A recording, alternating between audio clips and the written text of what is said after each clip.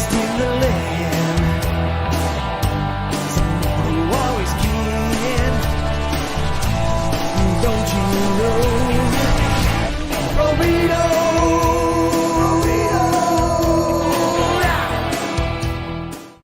Just like that, the shortest and the longest year in record, 2020, is staring October in the face. How you doing, man? It's your boy Flobo. We're up here in the treehouse. What's up, Flobo? After hours, we're talking about what's going on in the world around us. I want to thank you so much from the bottom of my heart, everyone on Facebook right now, on YouTube right now, and especially Twitch. If you're watching this on Twitch, twitch.tv/FloboBoys, make sure you hit a follow, subscribe, do all that cool stuff, because the Twitch army is growing, it's showing, it's doing big things. But I am not alone this week. This man here is a wrestling pundit, a wrestling journalist, a wrestling man about town. I met him on the AEW after show back at our former employer. Give it up for the man, Cedric Welton. How you doing, sir? I'm doing great, man. Thanks for having me. Yeah, man. What's up, Lobo? After hours, just hanging out, chatting, nothing too serious, you know. But I've been watching you blow up on that Twitter sphere, man. Like, you out there giving hot takes. Stephen A., Colin Cowherd, what's going on, baby? Oh, man. I got a bad rap for hot takes in these streets now. But yeah, I mean, just got to say how I feel in the moment. It's authentic. Yeah, for sure. And I want to thank people in the chat. Haywood Wong, Derek Fisher. He's like, what's up? You know what I'm saying? Love it. It's all good, man. So, like, yeah, I was watching Clash and Raw back to back, which before I say anything, I want to say short pay-per-views are dope. I am okay with 3-hour pay-per-views, especially now in the Thunderdome. But, like, thoughts about the state of the WWE right now specifically. I know wrestling is big and it's as beautiful as it is, but I feel like, personally, there's so much nuggets of good stuff wrapped around a lot of filler. But I know some people are like, it's crap. Other people say it's all good. What's your thought about what's going on in WWE right now? WWE is kind of hanging on by a thread. I think that they are in that spot where it's like, we got to survive to our next big show.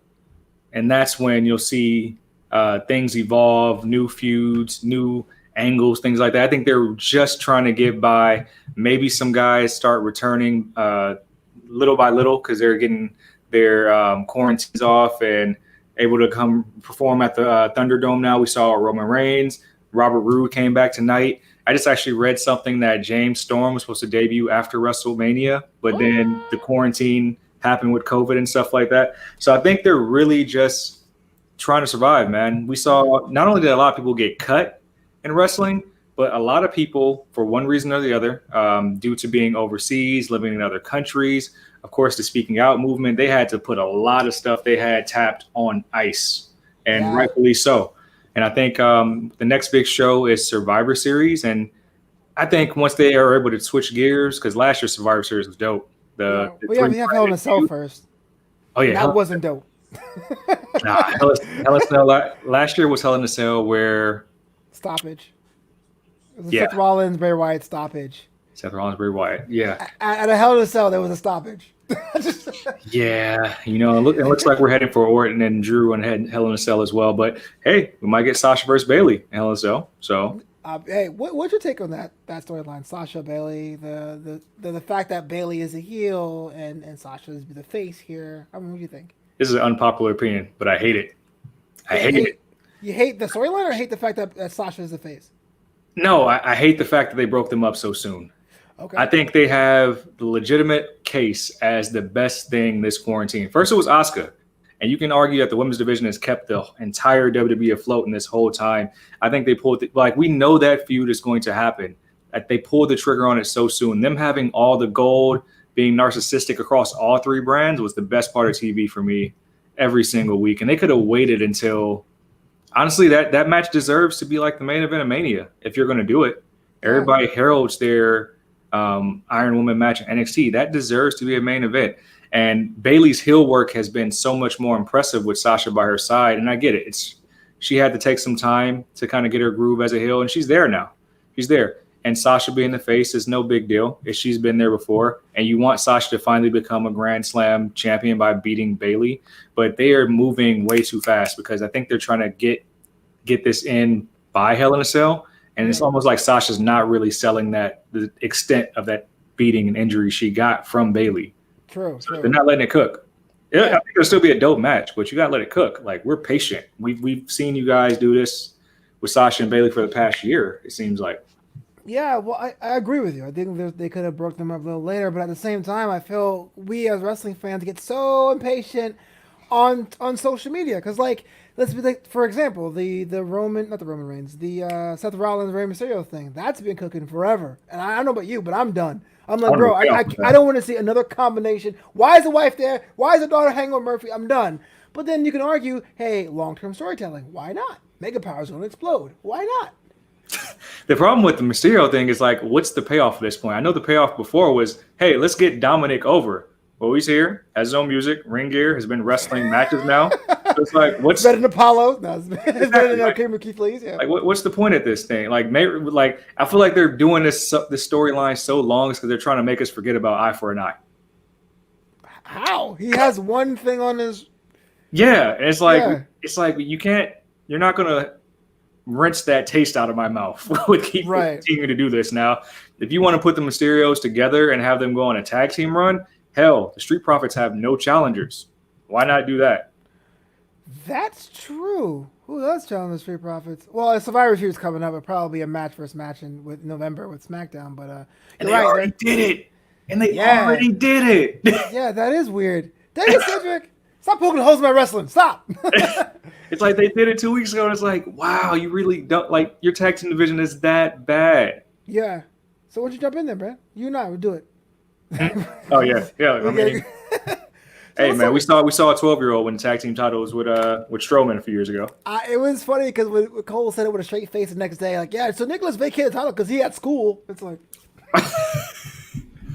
he's defending by himself, like, yeah. But don't worry about that. Moment, though. Don't worry about that. Let me ask you a question, man. Personally, like, wrestling is something that I've loved since I was a kid. I got into it in Wrestling Superstars days, Wrestling Challenge, 92, 93, Rey Mysterio, not Rey Mysterio, Razor Ramon, Tatanka, Duke Josie was my guy. Oh, like, nice. What was your start with wrestling? Are you a WWF guy or are you a WCW person? Like, what's your thing? Both, man. I got my start in the early 90s. My grandparents used to watch wrestling, so I was right there in front of the TV with them. My dad used to order all of the pay-per-views every Sunday. All my cousins used to come over watching. My grandparents were more WCW, so I used to get my fix watching like Sting, DDP, and all those Southern guys. Folks? Huh? Really Southern folk? No, they're from California. Okay. All from California. Gotcha. But they just loved wrestling. And they just vibe with WCW because they had more of the older guys like that had been in the previous WWF years. But I used to have my grandma take me to the video store, and I'm going to age myself because that's when we still have VHS. So I have my VHS collection is probably just as deep as the WWE Network with stuff I'm pretty running. But I used to, like, my jam back in the old days, man, I used to love Dusty Rhodes, Randy Savage, Ultimate Warrior. I used to love like getting those old VHS and watching those old Royal Rumbles and like those really good comedy matches and things like that. Yeah. And then WCW, mid '90s stuff like that, like WCW Thunder. Like my guy on Believe made fun of me because like I made a Alex Riley and Norman Smiley reference because those used to be my guys. You mean like, Berlin? I love watching those. Yeah. Berlin, I love it. You still love those guys, man. So I've been watching wrestling for so many years, and it just, honestly, it's like good fun. Yeah. Like growing up, you can do so many different things. Like you can be involved in so much negativity in the world, but it's like wrestling is good, healthy, fun, and you can make as an adult. Man, now I can do everything I want to do as a kid. I can go watch a wrestling show with my own money and travel to this place and venture into a new city and just watch wrestling. It just works. Shout out to JLJ Media. Thanks for stopping by. I remember the days in the high school years, so this is like the late 90s, where there was one place that would have wrestling VHSs, and it was Suncoast Video. I don't know if you had that. I remember that. Dude, they had all like the Mayhem in Manchester, Capital Punishment, but they were like $45 a VHS. You're like, who? What? I'll take one. Like, it was this weird thing to get it, And that was the days where pay-per-views were like a legit $60 a show. Yeah. Like you had to order it. And they were serious about it too. I'd have my parents remote if they didn't buy it. Like, damn, I'm gonna press this button and get in trouble. Like, I don't know. Select enter. Yeah. I didn't know, Pop. I had no idea. I didn't know they would charge the card. I had no idea. But yeah, so my dad was too old school, man. He came up from the islands and he was like, yo, I got 3 channels, be good, right? So I didn't get cable until I was like 17 years old. So Suncoast Video was my only outlet to that. And I saw so much cool stuff about it. Now I gotta ask you, man, strapping young fellow, man, look, you're up there. You've seen the world. People always put you aside and go, why that wrestling thing? It's not as cool as it was 15, 20, 25 years ago. What keeps you involved in the art and science of wrestling? Ooh, and I love when people give me that question because they look at me like black guy loves to go to the gym, play sports, and they're like, "Really? You watch wrestling? Like you're kidding me, right?" And I'm like, "No, like this is my jam. Like I do this."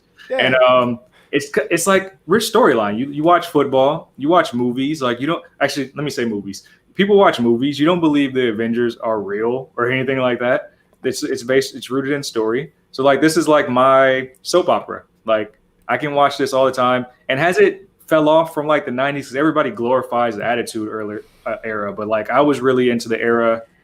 Damn, I don't want to say before that. 2 eras before that, because there was a brief period before the Attitude era was really bad. New Generation, it's like 95, and then okay, that's kind of when like Michaels was really coming up. I like that era, but like talking about like when Brett and Owen were doing their thing. Okay, so like post Rock and Wrestling, but before New Generation. Yeah, that was the era like where it was really good. You had really good in-ring work, and you got to be able to appreciate every era. It's not like that now, but there's certain times where you get a couple guys who work really well together, and they can tell a story through the match. And for me, as a writer, storyteller myself, I appreciate storytelling through art. So that's why I love wrestling so much.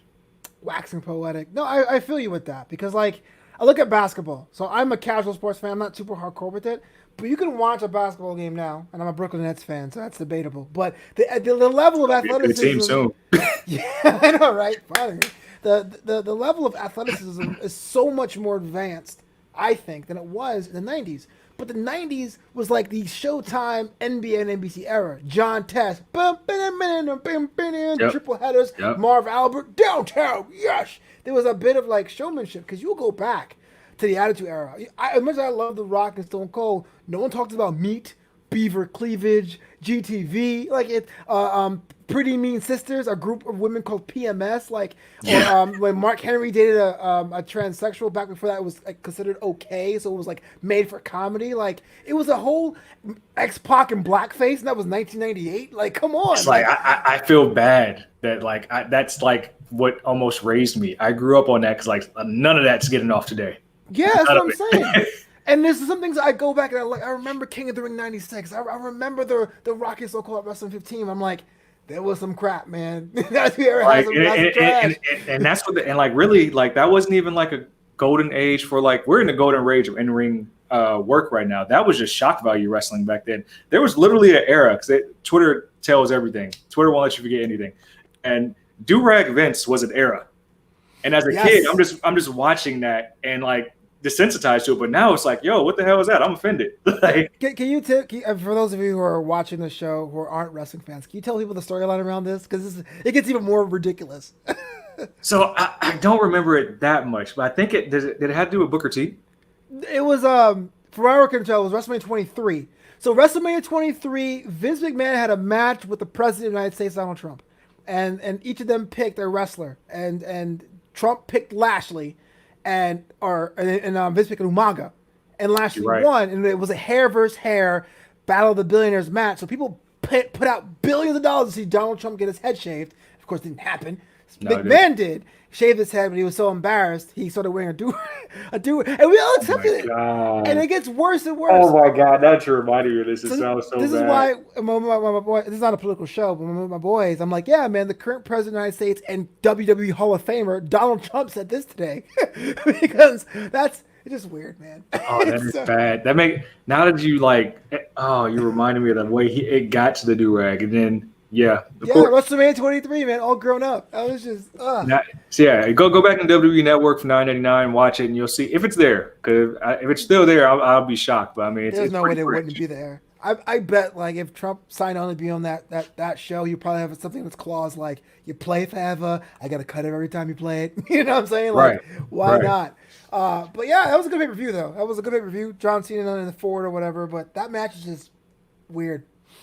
Very Before weird. we get on to our next topic, man, I just want to say I want to give a special shout out to a brand new sponsor to What's Up Flobo After Hours, Clipper Ranks, designed by luxury barber Clipper Ranks. His line of beard care and oil care is something I use myself and I appreciate. We're talking all natural ingredients, all that artificial stuff. I mean, I'm looking at the ingredients list right here: Jamaican castor oil, essential oils, and vitamin E. Totally great. Hit up clipperranks.com. Use the promo code FLOBO for a discount, 20% off. Make sure your beard is nice, lush, volume, and shiny like yours truly. Clipperranks.com. Cedric, what is going on in the world this week, man? News broke out this week about our current president of the United States and Hall of Famer Donald Trump, right? Turns out that he's just like not paying his taxes, bro. And the What's crazy up, thing man? is that there are people that are really like, not to sound too political, but I mean, obviously there's different sides here, and people need to stay in the middle and say like, all right, what's as an American using empathy, using logic, what's right versus wrong? Because obviously taxes hit a lot of people for different reasons, and people get screwed in taxes. Some people aren't making money, and in the middle of a pandemic where everybody's been out of work, finding out the leader of your country has been pretty much using tax evasion before his presidency, and then last year, whatever the report said. And now he comes out and tries to deny it without giving any plausible facts to the deniability of it. It's like, come on, man. Come on. You can only hope that it comes out in debate tomorrow. But I mean, the people who are like blind sheep just following the herd masters, like, wow, that's the stage of end of the world that we're in right now. Just like everyone picked their team. They're like, yo, I'm going to be team Republican or team Democrat. I'm going to ride my team forever. And it's like, I wish politics was easy as sports, because no matter how many games the Mets lose, I'm coming back next season, baby. You know what I'm saying? But I do think it was kind of interesting how like there is so few days between here and our election, and now we're getting this information that comes out, and there's a debate tomorrow, like Haywood Wong says. So it's gonna be worse. That's a whole big deal. But man, I am just tired of political memes and ads, and people just twisting the truth both ways. And I think this story was a perfect example of that. Here is a news report that was released, and then it was either considered fake news, or if it wasn't. But if it wasn't fake news, here are the reasons why he's smart. But if it is fake news, don't worry about it. And now I feel like an old man not trusting anybody. Yeah, that's the crazy thing. Like people that follow the Republican side, stuff like that, are saying like, hey, well, you should have done it too. You're smart. No, like, I'll go to jail, bro. Wesley Snipes went to jail and he offered to pay what he owed. It's like, these things actually happen. It's like, nah. Shout out to Wesley Snipes, man. He did his time and came back. I was like, I'm still paid. Big thing came out and made some movies too. Like, legacy intact. Yo, I talked about this on past episodes, and I used to run for political office here in Los Angeles, in the Palms neighborhood council, and it really wasn't a big positive experience for me, because I saw everything on a small scale. People have the personal interest. People want to get to the next level. People trying to do the whole glad handing and all that. And I recently had a chance to run again, because the guy that beat me in the election couldn't do it anymore. And I thought about it. I was like, oh man, it'd be really, really cool to impact my community positively. And I was like, nah, it's just easy to just pay off a lobbyist, bro. Like, just pay somebody else to argue on your behalf. Let everyone else have the change. I'm already jaded. I'm a millennial, and I'm already jaded. That's the sad part. Yeah, man, that stuff can really drain you, just because you realize, like you said, people have their own personal interests, and you realize, if anything, 2020 has shown me, man, it's like, damn, the lack of empathy nationwide is so jarring. It's like, wow, y'all, like, we get desensitized to so many things in this country, but like the lack of empathy for like people being killed, people being hit by cars and protests, things like that. Everybody has something to say that's not really like rooted in the part of like, is this person okay? Is their family okay? It's more so like well, what about this? And I'm going to justify this and try to use logic where there should be empathy. And it's like, it sucks, man. Yeah. Did you do any protesting yourself this year? Is that too personal question? No, it's fine. It's actually on Instagram, but I was a part of some protests. Yeah, that's cool. I haven't done any in California because I live pretty far from all of them. I do like the virtual meetings and stuff like that. When I was in Arizona for like a month earlier this year, I did some protests in Arizona. One was a Black Lives Matter protest, which was pretty cool because it was just like a bunch of people gathered at the state capitol, and it was organized by like 100 churches in Arizona. So I thought that it was really positive. They prayed, sung different songs, and it was really positive. Another one was for a guy that was actually killed by a police officer.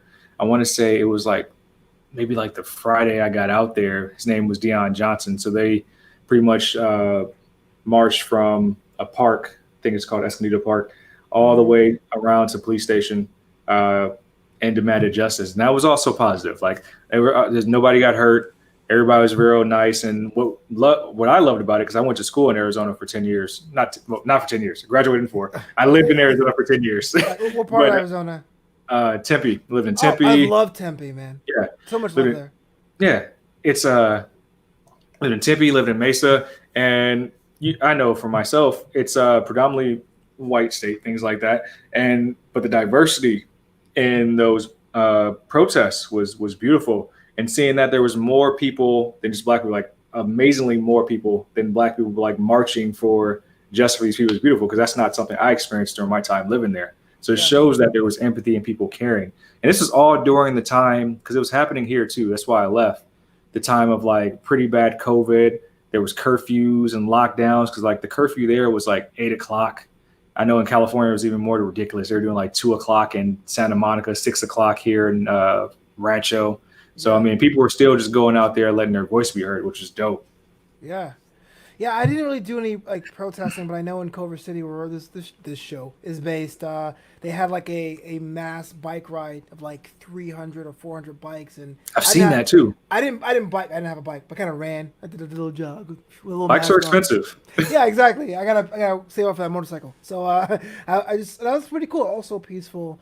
To your point, man. This is gonna sound really weird and kind of nerdy, but I feel like, because you said earlier, just a minute ago, that there are people out there that approach things with logic. Something happens, and it's never like, what a tragedy. It's like, well, he shouldn't have done this, or what? Let's wait for the facts, and we wait for facts, and either they disappear or it goes, don't worry about it. What I found myself doing, which I'm not sure if this is like, I'm telling a therapist, like it's like a childlike thing. I go, what would Superman do? Would Superman be like, Lois should be by that window? No, it's like, you know what I'm saying? Like, I actually like that. I like that a lot. Use your heart, man. Use compassion, use restraint, because I feel like you're right. There's a lot of times people just want to play into what they think the world is. Because if you watch it, like older people, not to knock older people. My parents are very old school. Because you could be old and be like fashion forward. You could be old. You could be cosmopolitan. My parents are very old school. They watch the news at 4, at 5, at 7:30, at 10, and at 11:35. Right? Ooh. If you watch nothing but the news, you're seeing the absolute worst stuff outside. Exactly. No one's going to be like, top story, Jamal graduated college and now sports. It's never that. It's like, this is what happened. This is who got shot. Or like some nice options to adopt some animals or something like that. That's the most positive story on the news. But that's what I'm saying. You're just going to be getting hit with all this trauma, like over and over and over. Man, when I told my mom I wanted to go to California because I wanted to be in entertainment, she thought I was going to be like, oh my God, like, what are you doing, my baby boy now? You know what I mean? Like, it's not like that at all. It's just the way it is. So I like the fact that now it seems that this time is different. It may regress and it may be minimized, but this time at least people are confronting how they feel. If they say, no, it has to be equal. All black lives do matter. And those who are like, no, all lives matter. Why do you think that way? Well, because there's that little bit of a confliction there, but hopefully it's for the positive, it's for the greater good. Yeah, and people have to stop with the contrarian attitude with, oh, well, what about this? And, well, yeah, no, I didn't say yours didn't matter or I wanted more than you. I want the same. Yeah. It's like Haywood Wong in the chat says, having local news on a lot is cheap cost for the channel. Oh, I get you. I understand everything is financially great, but my parents don't got to watch it. Wrestling is cheaper than a Law and Order episode. Doesn't mean I gotta watch it all the time. I do. Right. Doesn't mean I have to. But it's all about doing things, especially about you, man. Says you write in the wrestling space. What other projects are you working on? Just in your lockdown time and all that. So yeah, I write in the wrestling space for Daily DDT. I've released some pretty cool articles. We talked before about the tag team condensing that I think we should do. Also do Believe in NXT podcast every week. My co-host is kind of on a family hiatus right now, Alabama. Shout out to Jacob DeLawrence. But we had a really good guest recently for Wrestle Rap podcast, Vin Forte, one half of the Wrestle Rap crew. He had me on his podcast last week, so it's moving along. I definitely miss doing AfterBuzz, miss our gang on AEW After Show. There's a lot of stuff we can talk about, including me bashing Jake Hager some more. But please do. We got some stuff that that's cooking, with podcasts, radio. I'm trying to get more visual with our podcast and post more clips of our actual banter visually from our pod. So hopefully that's coming soon. That's cool, man. The fact you're still finding ways to create, because that's always. I mean, look, the pandemic affected everyone, but it affected everyone differently. Some folks are like, okay, here's my chance, my time to make things. But then there's also the pressure of trying to make sense of this new world. I feel like it's very easy to like bash people who don't do anything, but you find a way to have a balance of keeping sane and making it happen and pushing it through. Trying to, man. I mean, I get in my funks just like any other normal person, but like I try to force myself like certain days, like, hey, I'm going to try to take this 3 hours to write. And even if I got to sit here in front of my computer, I'm going to write during this period of time, or I'm going to brainstorm some ideas for the pod or reach out to people to have on the show. And you just got to do it. I mean, if this is the new normal, and I hope not, because I miss March and February when I was able to go to the gym and play basketball. I hope we get that back for the end of the year. But if it's a new normal, creating is the only outlet you really got.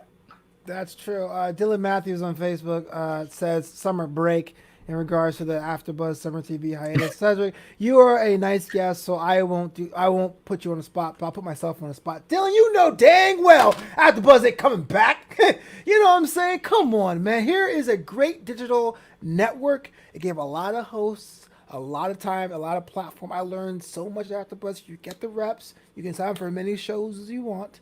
But they went on a hiatus in the summer, and it's been the fall for a week and a half. And have you heard anything about AfterBuzz?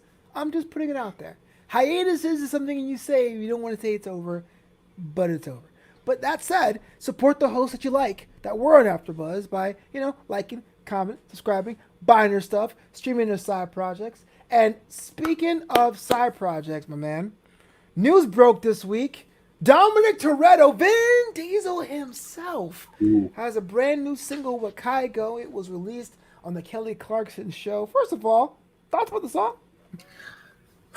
So this is going to be, there's a lot of controversy over this song. And of course, this is Vin Diesel having a lot of free time, I imagine, not being in the movies this year. I'm pretty sure the Fast, what number is it, 9? It would have been 9. Okay, yeah, that stalled. Production's probably stalled on that. So he's dipped in Corona music. pushed it back a year, so yeah.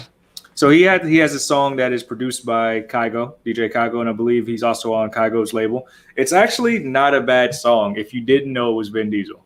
But since I know it's Vin Diesel and he kind of has that lazy sound, it's like I can only envision him recording it and how many takes it possibly took. Right. And it was interesting. It was interesting. Sometimes a good beat can mask anything. And it is a good beat. I think, at one point, it's like, it's a Kygo song, so the beat's going to knock. You don't have to really say much. Yeah. But, it was weird that it was released on the Kelly Clarkson show. And I didn't know Kelly Clarkson had a show until that. It's funny. I know she has a show for one reason and one reason alone. Because the show she replaced was the Steve Harvey show, which is like my mom's favorite show, and she was mad. It's like, I can't believe they kicked Steve Harvey off TV for this girl. She was so upset. Really? I didn't know Steve Harvey. Did he go to another network, or is he just Family Feud now? Yeah, he still has a radio show, still Family Feud, still the on ad hoc hosting thing. The Steve Harvey show, the talk show, was canceled. I actually went to a show live. It's a good show. Yeah, for Kelly Clarkson. It makes sense because Kelly appeals to the female demographic more, which is what you need to buy the soaps and creams that are in the advertisements during the days. It's a great move, Kelly Clarkson. Just her whole career, winning Idol, having good music. I like her music, but I didn't think she would ever be a talk show host. That's what really jarred me. Talk show hosts come in and go at different times. I don't really watch daytime television. I used to really be into Price is Right when my grandma was still around. Love watching that. Still want to be on the show. I found out that Alfonso Ribeiro had a talk show like not that long ago, and I was like, really? Like, Oh, I what is had no that? idea. He's America's funniest home videos. Oh, okay, yeah. Carlton is okay, cool. Yeah, Cool. like stuff is moving, man. People Like you come and don't go, man. Yeah. like if you're in the house quarantine, check out some of this daytime TV. You will be shocked. Soap operas and all that. I remember Harry Connick Jr. had a show for like 2 years. You're like Harry Connick Jr. But this song from Vin Diesel, man, like again, I can't knock people for trying new things. I was in lockdown. I treated it pretty stringently because I was by myself. Really, I didn't really go out. The first 3 months, I went to the grocery store once a week, wiped out all of my groceries. You know what I'm saying? So I couldn't go into comedy shows and stand up comic. So I made my own song. It was called "Alone in the Club." You can stream it now on all the systems like Apple or Spotify. One of the most nerve-wracking things I've done because I can't sing to save my life, and I never said I was a rapper, but like there's nothing to do. So you're like you create something and you just you put it on a platter and you're like, man, I hope people don't trash this, man. I don't. Has there been something like that you've worked on? Have you worked on a side project that was a departure from the Cedric brand that you was like, yo, man, Ooh. come on, people, like my new stuff? So, wow. I still owe people TikTok, and I don't know to save my life how to use TikTok. I have to like force myself to learn. But when quarantine first started, I vowed to learn how to play guitar. I was actually really good at it when I was little, but my music instructor had, I want to say he had pancreatic cancer, and he passed away. So like I stopped my lessons, ended up going to a brass instrument and played trumpet, and became a great trumpet player. But like Yeah. I was like, I'm going to learn how to play guitar again and read music. So I was doing that for a while, and I wanted to get good enough where I can actually put my phone up and record some songs or like just play instrumentals. But like I'm not there yet. I'm Okay. hoping to get there before the end of 2020. So here's what I learned, man. Pro tip. So if you think you suck, do it now. Like do Oh, it I now. know I suck. I know I Do suck. it. Do it now, man. Like I'm on Twitch now, and this is a talk show, whatever. But when I game, my game is so trash that I'll do it anyway. And people are like, "Oh man, you try. Here's some tips." Cause that gets people engaged. It's like when people know they can help you and correct you. That's when people get on and go, "Oh, this guy, seeing him grow." Work for Bieber. I don't know. That's what I'm saying, man. Put it on the channel. You know what I'm There saying? you go. There you go. Do you have like music up now? Can we all experience that now or? I don't have anything now. I was just put up a little app, was trying to like follow along with the songs on the app. Yeah. 'Cause I Yeah. have two guitars. It's just took them out of my parents' house. Like, hey, I'm gonna pick this thing up again because I have friends that can play really well. I'm like, hey, I want to jam out with y'all. Like electric guitars or like classical or? Acoustic. Okay. Oh, okay. Yeah. Yeah. I love it. Oh, sorry. JLJ Media says yes. We do have a song together. It's called "Music Is My Life." So this is compare. Alone in the Club was actually rapping and spoken word Okay. because the story goes that my producer didn't quite understand what I wanted to do, and he gave me the instrumental, but it had very very short verses and a long break. So I have like a verse, a spoken word middle, and then a break. Now the song I did with JLJ Media, "Music Is My Life," also available on Spotify. It's spoken word to like just like a musical sonic palette. So James will sit you down in the room, and be like, "Read this," and you're like, "Okay, sir, don't hurt me." And you read it, and the next thing you know, it's a dope song. And it's like, how do you do it? Don't know. And now I know Hollywood is fake or pop music is fake because I put 20 minutes of effort, and James is somehow made my vocals work on the beat with the mix and mastered it. It's crazy what you can do in your bedroom now. You know what I'm saying? Wow. We're doing a live show, across the state right now, across counties, in our bedroom, doing Very technology. true. Very true. This is my home. Yeah. Yeah, Yes. it's nuts, man. Me and my poor lighting, my living room, bras on. Talk about work in progress. I watched the first episode of my first vlog, dude. It was like light was in my face. I was hunched over my nightstand on my laptop in March. Didn't know what I was doing, but I just the way it goes, man. Any plans for the weekend? Anything you're doing? It's October. I don't know if you walk, do you eat So outside, like what's yeah, man. This is what sucks. October is traditionally my favorite month. Like I am really into scary movies. I'm really into like going to different Halloween themed events. I'm trying to go to the Haunted Hayride this month. They have a Stranger Things exhibit that pop up that is a drive through okay? that they released. I want to say sometime in late August, early September, and we got tickets for it, but our tickets aren't until like January 3rd, 2021. That's how much it's sold out. But I mean, Yeah. as far as like day-to-day life, I work a full-time sales gig just to pay the bills. That keeps me pretty busy. I train some people at a gym that I've been going to. Thank God I have the gym because I would have lost my damn mind. I'm not saying like the commercial gyms like LA Fitness because those closed, but my friend owns a baseball facility and they train like up and coming young athletes and travel baseball squads and have batting cages there. And he has built out a whole gym, and like me and I'd say no more than 2-3 other people we've been working out there this entire year. So I'm able to still go to the gym. I work people out in the afternoons or just go work out at night by myself, which is cool so I can stay in shape. And then I'm actually at a weird part of the year where I actually work 7 days a week because I am now at the NFL again on my third season, and I'm in the next gen stats department. So every Sunday I'm have 3 computers up, doing all the stats and the plays as they come in for each game. So that's remote, but you're based out of Culver City, though. The office is based out of Culver City. Yeah. So normally I would go to Culver City for that every single Sunday, but they have me working remote.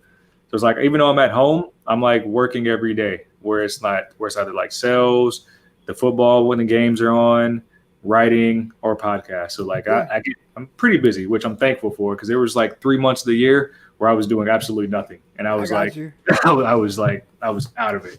Do you still have a team, or has the job kind of made you like a football fan? So I'm glad you said that. My team is the Washington football team. That is the team that the team that I root for. But you're from California, though. Yeah. So the team actually, it sucks. That's their name. The team. I can't.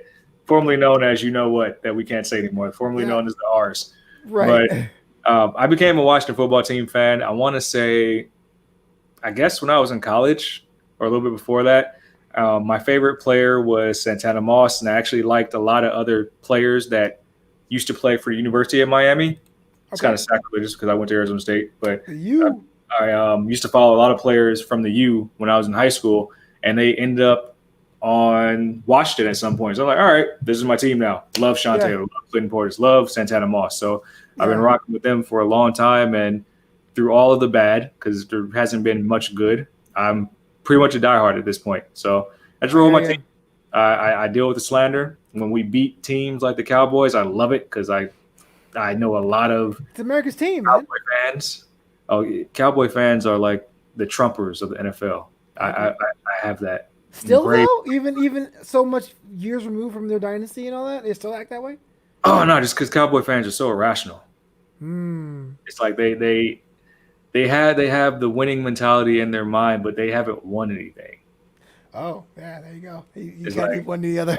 And our division's trash, so it's like if they're 1-2 in our division, we're 1-2. Watch football team is technically we're winning the division because we beat the Eagles week 1. Do you have a a preferred name that they go by? The Washington football team? Yes. Football team is growing them because people thought they were going to troll me this season, and I'm like, whatever. We're a football team. We're the football team. I'll do it. The football team won last night. It sounds so generic. Exactly. So I'm always like in my group chat, I'm like, yeah, football team eating right now. What can you tell me? Oh, you that guy in the chat. All right. Yeah, I'm that guy. It's just they want to troll me about the name. Yeah.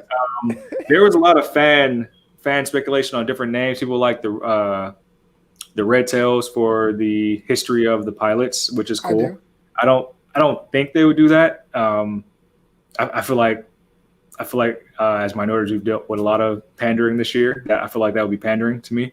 The one that I was really rocking with was the Red Wolves, which at first I admit it's very corny. But then I saw a few of the NCAA teams that were Red Wolves, and I saw a lot of the fan art and designs where you don't really have to deviate from the team colors so much. Yeah. And I think it gives you another rich history just because as Red Wolf, you can start like different chants instead. You can hear like the howl and things like that. Maybe you can get a sack. I think this makes sense. So if they do that, then cool. But I know there was like either a financial investor or a real estate guy who was a jerk and literally bought all the trademarks that Washington thought they were going to like act on. So I think that's why they had to go to football team name because probably some legal battles over getting those. Smart move. but such a dick move that he did that. It's funny because I remember when I was a kid, when I was 14, there was a guy that bought Yankees.com. This is before MLE blew up, and he tried to go to the Yankees organization like, yo man, I want $50,000 in season tickets, and also then getting this back, and the Yankees were like, here's your lawyer, and he's like, I'm sorry, and gave it up because you can't squat forever, so it's only a matter of time. I'm actually a fan of the Red Tails, but I think you've kind of moved me over. A lot of team names get cool over time. Like again, when I was younger, the college by my house was St. John's, and the team was called the St. John's Red Men for the longest time. Oh, wow. And so when it changed to the Red Storm, it was like, that's weird. But 3 or 4 years later, it's like, okay, Chen and Fry, whatever, you know what I'm saying? It's just the way it is. So I'm not too worried about the cheesiness of it. I'm an XFL fan. The Guardians, the Dragons. True. How do you feel about The Rock being the face of that now? So here's the deal with the XFL. I don't like the NFL, and I don't know, there's a lot of reasons why people don't like the NFL. I'm not trying to be that guy. My team as a kid were the Jets. I used to be a Jets fan. Yeah. I got a Santana Moss jersey in the closet. That's for sure. But like Testaverde ruined that team for me, and so I became a Texans fan day one. You didn't like Vinny? No, I didn't. Or Sison. Those guys are clowns. Did you like Chad? He's alright. I like Pennington. My favorite running back of all time is Curtis Martin, so that's why I like the Jets. There were some people in the Jets in the 90s, but no one was Broadway Joe. No one was that New York hero like John Franco in baseball or Broadway Joe. So day one, Texans fan, good and bad. A lot of underachieving. Like this season, we're 0-3. You know, the NFL to me was boring because I felt like there's some games in some divisions where it feels like people will just do a play and look at the refs and go, is that legal? You know what I mean? Like, there you go. You know what I mean? So I had to watch condensed games. I'm like, well, if I'm watching a sport on condensed, am I really enjoying the sport? What I liked about the XFL is that the games were 2 hours. The games were 2 hours. The rules, they gave a little rules thing. The team names were fresh start. Didn't have to worry about like alliances and rivalries because there were no rivalries. And that theme song they had with ESPN, I still bump to. And every team got its own team theme song. So it became this thing. Okay. All that said, the problem I worry about the XFL now is that there's so many people who boycott the NFL because they decided to let people express themselves that I worry the XFL will be a haven for those kind of people. Interesting. But I like the fact that The Rock brought it back because it did have value as a spring league. They had that deal with ESPN and Fox. There was no revenue in the TV deal, but they had weekly TV. The beer snake won't happen post COVID, but there was like towns like DC, towns like St. Louis were really about that sport. So I advocate for it. I told people to watch it every week. I thought it would be the best investment ever. Shout out to Danny Garcia because it was her idea. But I'm just worried that it's going to become like the 4chan or like the Patriots League because real patriots watch the XFL, and that's what I'm worried about.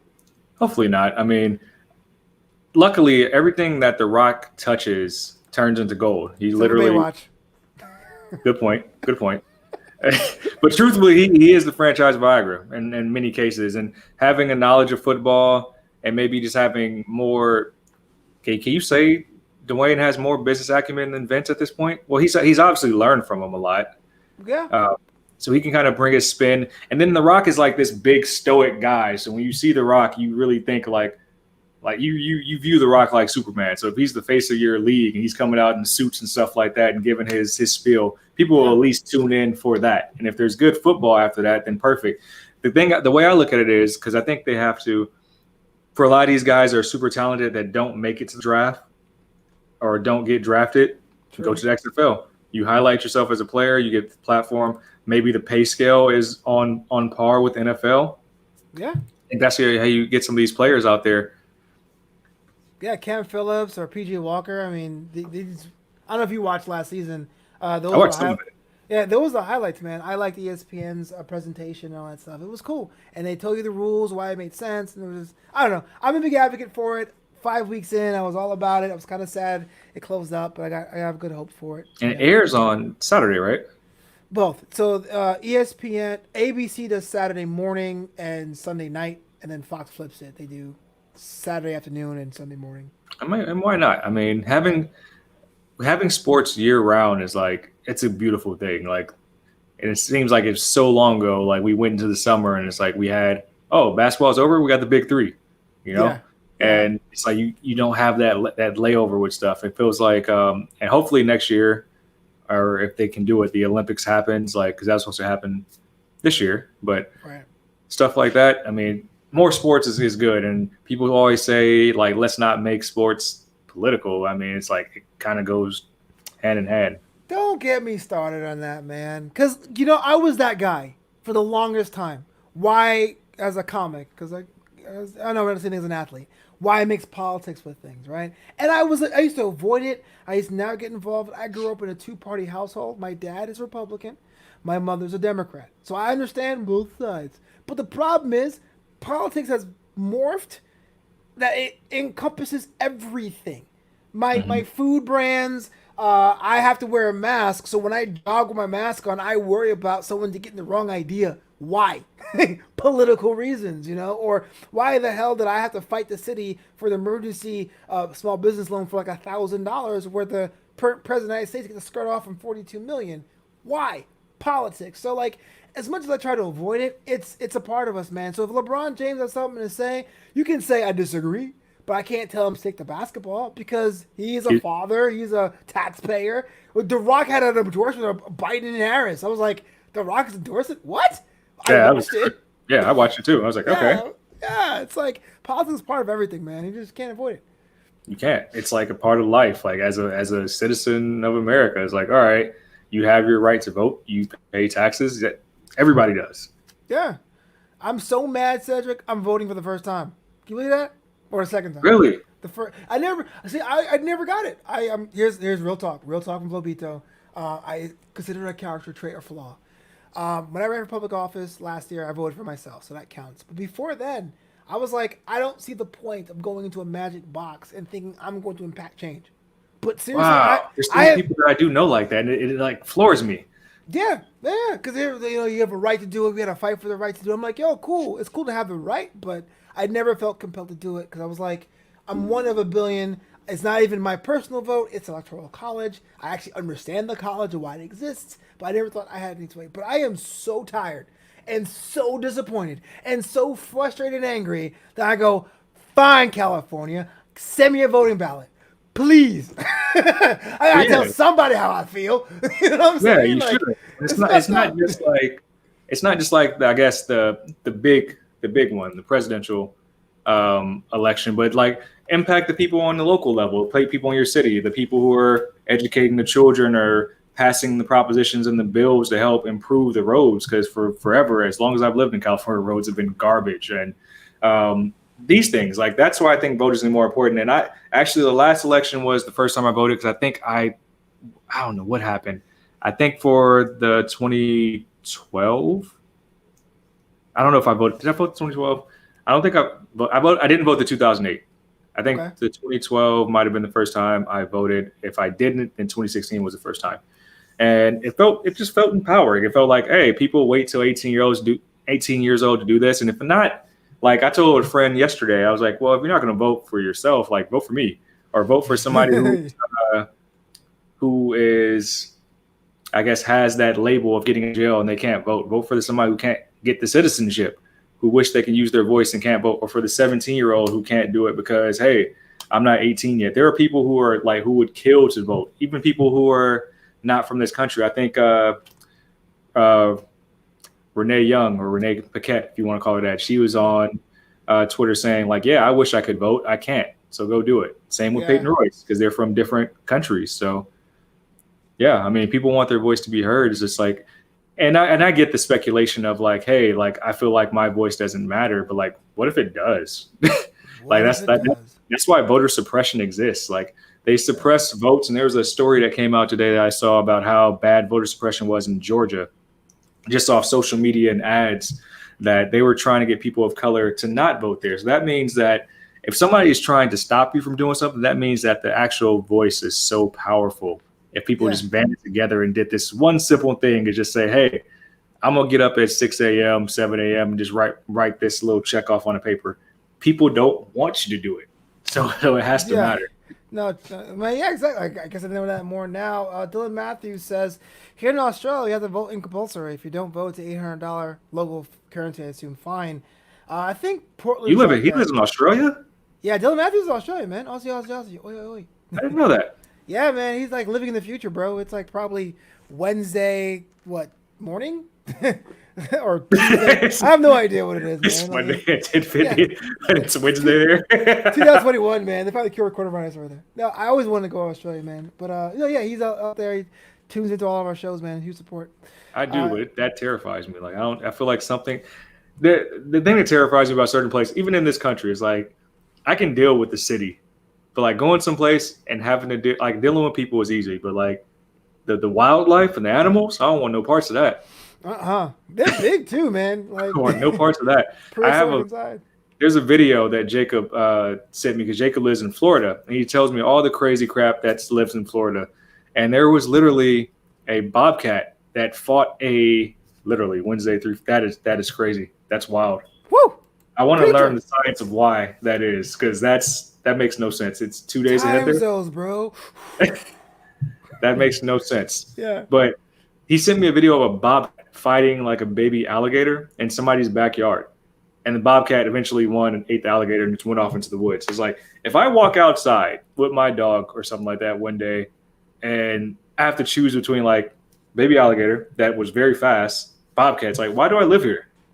Yeah. Who's protecting me from this? So hold on. So a bobcat and an alligator got into a fight, and Dumb Flopito put his entire rent check on the alligator, and the alligator lost. The bobcat ate it and peaced out. It was a baby one, so it was like maybe like this big. But still the point, like the mouth, the snap and catch you, bad, ate it, took it off. I didn't think bobcats were that savage. Florida, and then on top of that, they got panthers roaming the streets. I saw a video of a panther like take somebody's house cat out of a driveway, and it was like a nice driveway, like a really big, rich, luxurious, long driveway to house. And I'm like, yo, like I might be late for work, and this is happening. Like who did like? Why? I ain't trying to live in Jumanji, bro. I'm good. There's no chance. There's no chance. And I love Florida. It's my favorite place in the world other than California. Is it? Yeah. I love Miami. Love Miami so much. Fort Lauderdale, Miami. Miami is not Florida though. Come on, man. It's different. But it's everything's so Miami's cool. South New York, bro. It ain't like going to Ocala or Tallahassee or what's that one? The potato town. Hastings. Well, I've been to Orlando too. I did enjoy Orlando. I went the last WrestleMania I went to was in Orlando, and I thought Orlando was a cool city. No, it's dope. It's dope. I used to live out there. I went to school at Flagler, which was First Coast, so like Jacksonville, Daytona side, and so like it was North Florida. But people say Florida is in the South.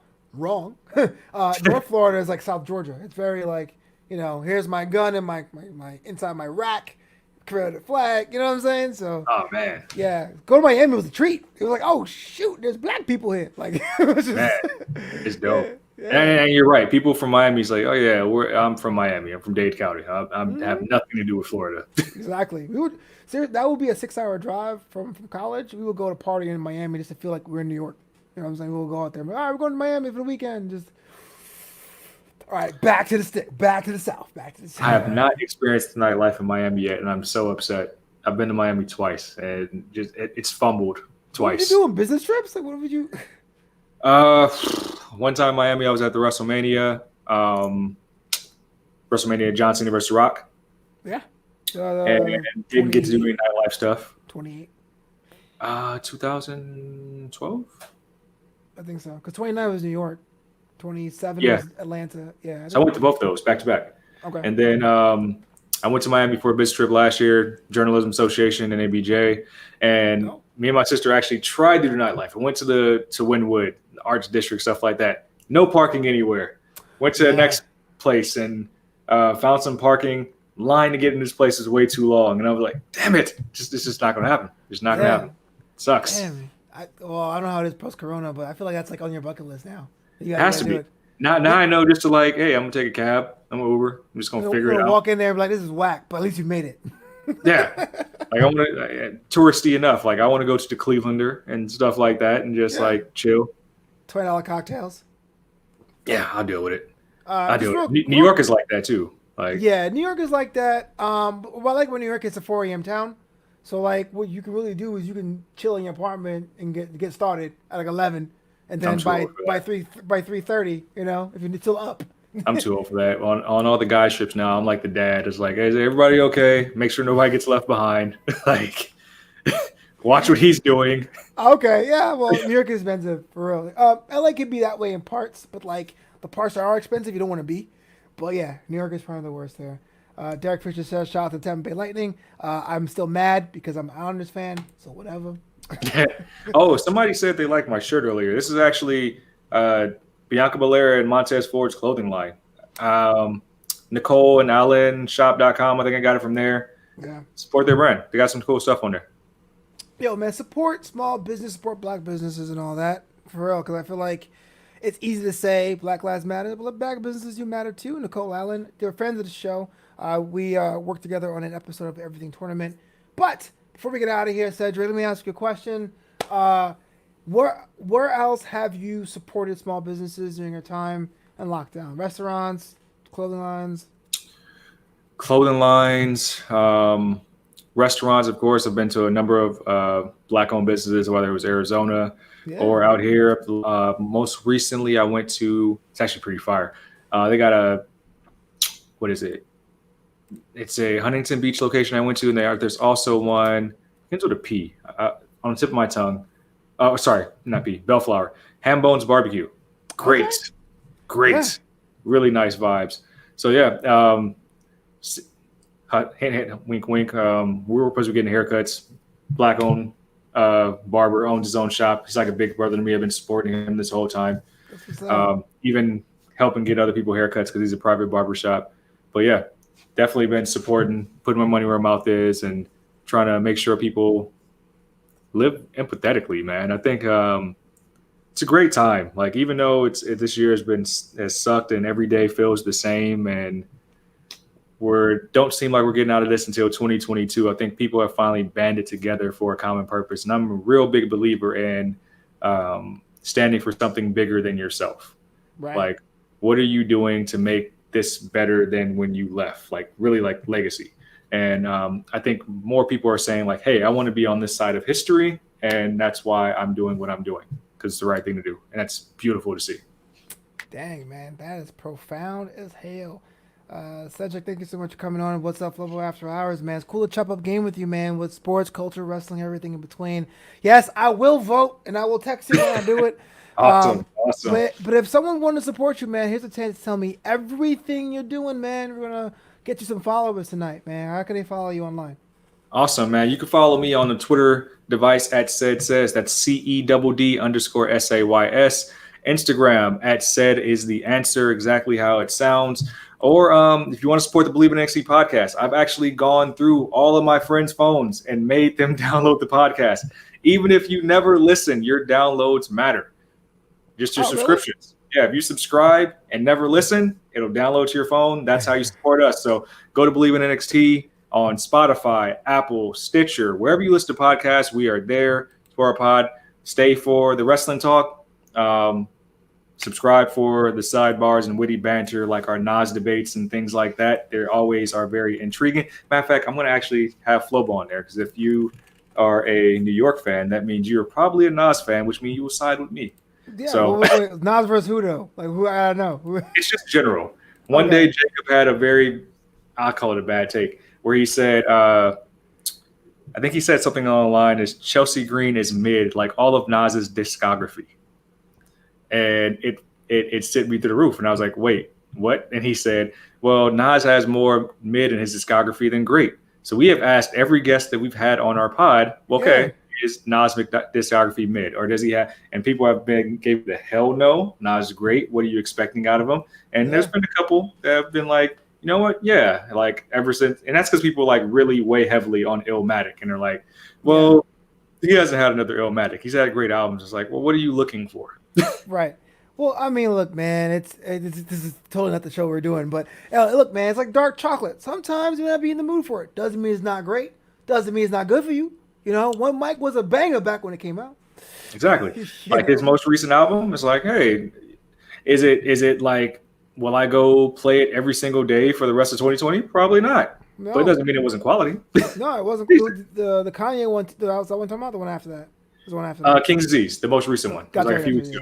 Yeah, the the Kanye one. Kanye, we don't acknowledge that one. That one's bad. Yeah, I was like, that whole summer was weird, bro. That was bad. But yeah, you can still, don't get me started on Nas, because like Nas is somebody that doesn't get the respect, but he'll get the respect after the fact. Him, LL, those guys who had bars for years and years and years, but will never get the respect. But I got to roll. It's your boy Flopito. You can follow me on social media at FlopoBoys on Twitter, at Flopito on Instagram. I'm usually there almost every day. And if you want to support the homie, you can do it two ways, especially during this time. You can buy a t-shirt at flopito.threadless.com. Cool designs are over there. Or you can sign up to be the part of the Boisterous crew on Patreon, patreon.com/FloboBoys. Bonus content there, brand new shows. They're doing the Flobo Saw on Netflix show. We're doing New Amsterdam interviews. And of course, the Star Trek Discovery After Show, Commander's Log. But until next time, peace out. The bed is in the land.